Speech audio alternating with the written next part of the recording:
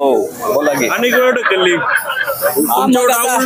तुम्हाला माहिती असेल हाच विषय मी वार्षिक साधारण सभेला 30 सप्टेंबरला विचारला होता की बा हे वस्तुस्थिती खरी काय. बाहेर तर आपण पाहतोय पेपरबाजीमध्ये असं दिसतंय संस्थेचं एवढं चांगलं कामकाज चालू असताना पदाधिकारी चांगलं काम करतायत, संस्था चालक चांगलं काम करतायत, आम्ही पदाधिकारी म्हणून त्या ठिकाणी काम केलंय आणि मग त्या संस्थेच्या बद्दल आम्ही फक्त प्रश्न विचारला की पदाधिकाऱ्यांनी खरोखरच त्या ठिकाणी राजीनामे दिले का नाही दिले, आणि दिले नसतील तुम्ही असं म्हणता तर मग निवडणूक लावली कुणी. त्या ठिकाणी अधिकाऱ्यांनीच निवडणूक लावली, आम्ही तर लावली नाही.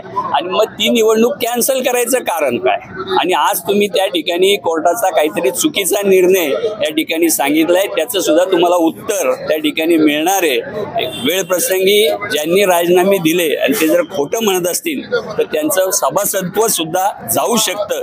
अशा प्रकारची परिस्थिती निर्माण झाली. न्यायालयाने आम्हाला त्या ठिकाणी पुन्हा लगेचच 10 तारखेला ही संधी दिली. आपण आता पाहताय ही निवडणूक पार पडेल आणि या पुढच्या काळामध्ये लोकप्रतिनिधी म्हणून तुम्ही काम करता, किती सत्य की असत्य हे समाजापुढे येईल. त्याला आम्ही प्रत्येक वेळी समोरासमोर उत्तर द्यायला समर्थ आहोत. आमच्या काही सहकारी संस्थांवर तुम्ही अलिगेशन केलं, प्रशासक नेमला अशी भूमिका मांडली.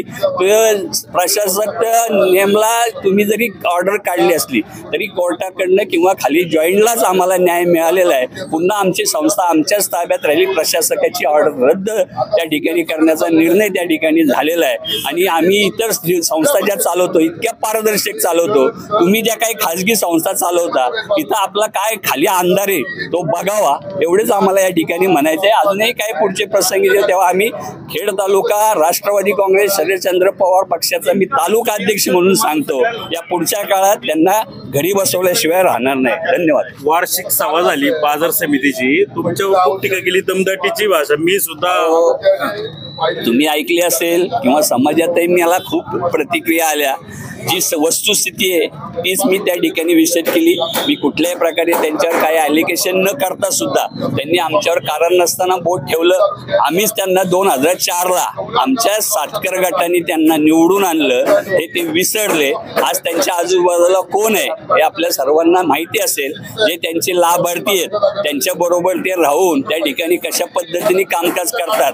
एवढा निधी आणला, एवढा तालुक्याचा विकास केला असं सांगता, तो पैसा कुणाचा? तो समाजाचा पैसा कर रूपाने तो आणला. तुम्ही फक्त लोकप्रतिनिधी म्हणून तुम्ही आणल्याचं श्रेय घेता, पण त्याचा कशा पद्धतीने विकास केला याचाही आम्हाला पुढं आढावा घ्यावा लागेल. आणि त्याच्यामध्ये किती भ्रष्टाचार झाला तो ते वरच्यावर कळेल. आणि तुम्ही तुमच्या लोकांना जगवण्यासाठी त्याचा वापर करताय. आणि आपण सुद्धा 2004ला काय होतात आणि आता तुमच्या कुटुंबाची काय परिस्थिती आहे हे सगळ्या मतदारांनाही माहिती आहे. तुमच्याकडे आता त्यावेळेच्या पेक्षा आता किती माया जमा झाली, किती जमिनी जमा झाल्या, या सगळ्या कौटुंबिक दृष्ट्या त्याचाही आढावा आम्ही पुढे समाजापुढे ठेवू.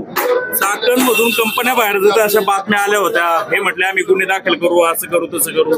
ते नुसतं बोलतात. त्यांच्याच्यानी काय होतंय, वस्तुस्थिती काय आहे त्याचा अभ्यास केला पाहिजे. आपण सहकारामध्ये काम करता, सहकाराचे सुद्धा काही नियम अटी कंडिशन असतात. संस्था कशा चालवायच्या असतात, त्याला पोट नियम आहेत. पोट नियमानुसार संस्था चालतात. त्यांची असणारी ऑडिट दरवर्षी होतं. त्या ऑडिटच्या प्रमाणे त्या ठिकाणी बँकांमध्ये असणारं सगळं जिथल्या तिथे सेवक वर्ग जिथल्या तिथे सेवक वर्ग सुद्धा भरायचे काही नियम असतात, याचा सुद्धा त्यांना अभ्यास नाही. आणि मग आता MIDCच्या बाबतीत बोलतात. तर ती वस्तुस्थिती जर अशी असेल की आपण पाहिलं असेल आपल्या अनेक त्या ठिकाणी MIDC मधले जे व्यवसाय बाहेर का चाललेत त्याचाही अभ्यास करायला पाहिजे. तुम्ही एकीकडे म्हणता वाहन व्यवस्था त्या ठिकाणी रोडची व्यवस्था झाली पाहिजे, वस्तुस्थिती नेमकी काय आहे, ते बाहेर का चालले, इथला असणारा कामगार वर्गावरती सुद्धा तुमचं किती दडपण आहे. त्या ठिकाणी तुम्ही कशा पद्धतीनं लोकांवरती अन्याय करता, सेवकांवर अन्याय करता, हे आता आम्हाला सांगता येईल. पुढं बघू आपण.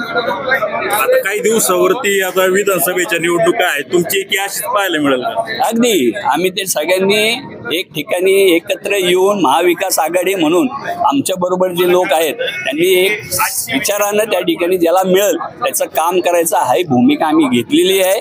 ती प्रत्यक्षात तशीच पुढे राहील आणि जशाच तसं उत्तर देण्याची भूमिका ही आमची राहणार आहे. अजित पवार या तालुक्यात आले होते, ते म्हणाले यांना निवडून द्या, मी यांना मंत्रिपद देतो. अहो गेले 15 वर्ष हे तालुक्याचे आमदार आहेत आणि ते अजितदादांच्या बरोबरच आहे. त्याच्या अगोदर अनेक वेळा मागणी झाली, का नाही त्यांनी मंत्री केलं, त्याची कारणं सुद्धा अशीच आहेत. हे कायम वेठीला धरून त्या ठिकाणी फक्त आमदार म्हणून आमदार सांभाळायचे असतात म्हणून अजितदादांनी त्या ठिकाणी यांना जवळ केलं. त्याचा गैरफायदा ते घेतायत आणि पवार साहेबांच्या पक्षामधनं तुम्ही आमदार झाले ते विसरले. आज पवार साहेबांनाच तुम्ही त्या ठिकाणी बाजूला वाटेल तसं बोलता. ठीक आहे, अजित पवारांच्याकडे अर्थ खात आहे, त्या माध्यमातून तुम्हाला अधिकचं काही ना काहीतरी मिळणार आहे, तुमचं स्वतःचंही भरणार आहे आणि दुसऱ्याचं भरवण्यासाठी त्याचा उपयोग होणार आहे म्हणून तुम्ही तिकडे राहिले.